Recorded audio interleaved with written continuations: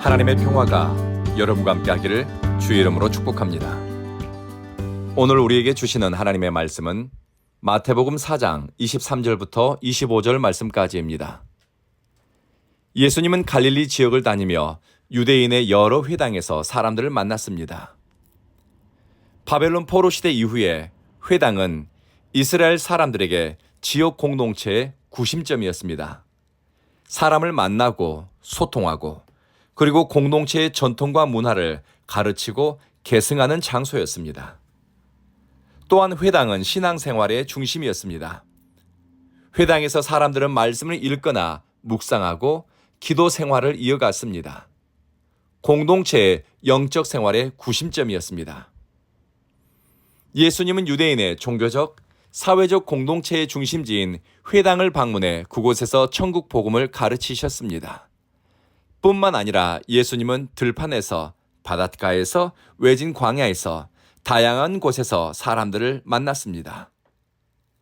예수님의 사역은 사람들의 삶에서 동떨어진 것이 아니라 일상의 자리에서 일어났습니다. 복음은 보통의 삶과 일상의 자리를 배척하거나 거리를 두지 않습니다. 천국 복음이 전해지고 자라는 곳은 우리의 일상이라는 것을 예수님의 사역을 통해서 보게 됩니다. 그러니 여러분의 일상은 소중하고 바로 여러분이 익숙하게 살아가는 그 삶의 자리가 하나님이 역사하는 자리입니다. 예수님의 말씀이 선포되는 곳에 놀라운 회복과 치유의 역사가 일어났습니다. 병이 고침받고 약한 것들이 온전하게 되었습니다. 소문을 들은 사람들은 각종 병에 걸린 사람, 귀신 들린 사람, 간질병을 앓는 사람, 중풍병자를 예수님께 데려왔습니다. 예수님은 고통당하는 사람을 고치시고 회복시키시고 낫게 하셨습니다. 이것을 본 많은 사람들이 갈릴리, 이방인들이 사는 10개의 도시인 데가볼리, 예루살렘과 유대 지역, 심지어 요단강 건너편 오늘날 요르단 지역에서도 사람들이 찾아와 예수님을 따랐습니다. 예수님을 찾는 사람들, 예수님을 필요로 하는 사람들은 모두 아프고 병들고 온전치 않은 사람들입니다. 당시 의술로는 고칠 수 없는 질병을 앓는 사람들, 또는 고칠 수 있어도 돈이 없어 의원을 찾지 못하는 사람들, 심리적으로, 영적으로 병든 사람들, 주술과 신비가 혼재하고 신화와 신앙이 뒤섞인 시대의 사람들은 영적으로 육체적으로 방향을 잃었습니다. 병든 시대가 하나님 나라로 향하는 길을 잃어버렸습니다.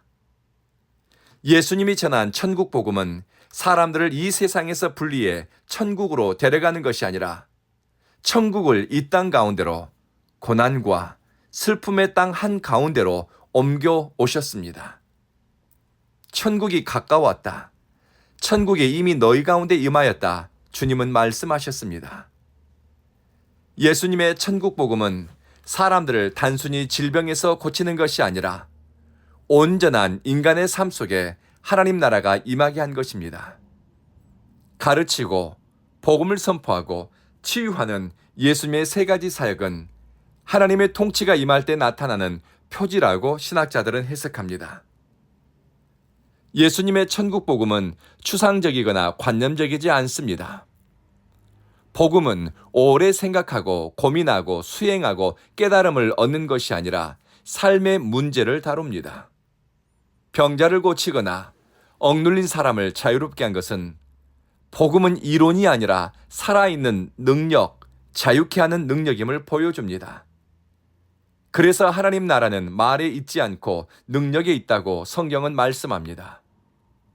진리는 살아있으니 예수님의 말씀을 듣고 그 말씀을 붙잡고 믿음으로 응답하는 사람에게 복음은 상한 심령을 회복시키고 병든 몸을 일으켜 하나님 나라를 향하게 합니다.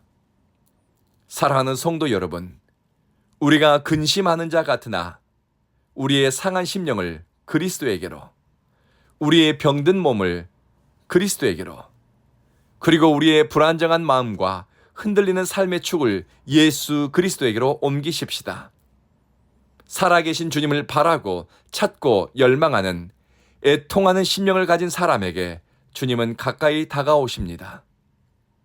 두려움과 내일에 대한 염려는 신앙의 내리막길이지만 예수 그리스도를 믿는 신앙의 시작은 두려움과 염려의 끝입니다.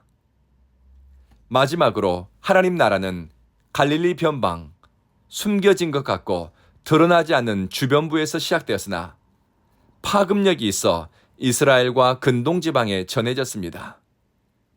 예수님에 관한 소문이 시리아, 데가볼리, 예루살렘, 요단 건너편까지 이르렀습니다.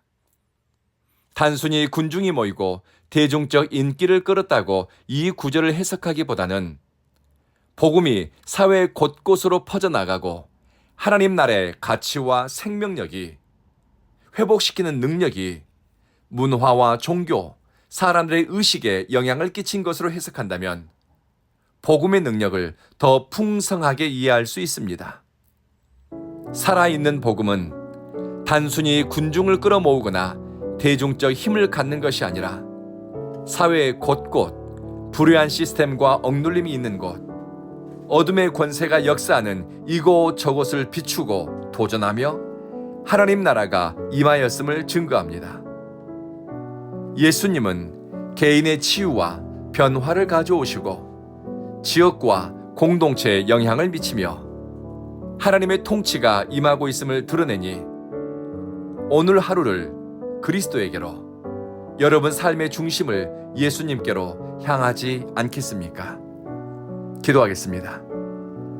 자비하신 주님, 우리는 주님을 필요로 합니다. 주님의 고치시고 회복하는 능력이 필요합니다.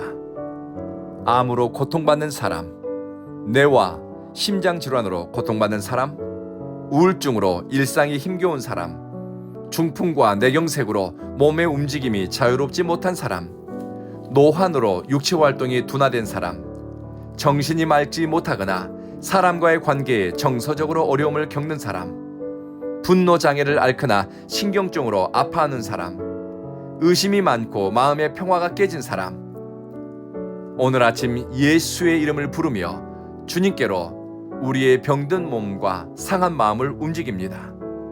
불쌍히 여겨주시고 예수 이름으로 고치시고 회복시켜 주십시오. 하나님의 다스림 속에서 우리의 안과 밖이 새로워지는 경험을 하게 하소서.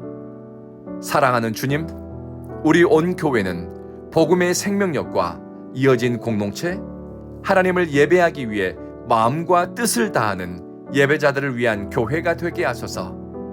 예수님을 참되게 믿고 예수님의 제자로 살기 위해 내 몸에 태인 십자가를 겸손히 지고 순종함으로 지고 가는 성도들의 교회가 되게 하소서. 예수님 이름으로 기도합니다. 아멘.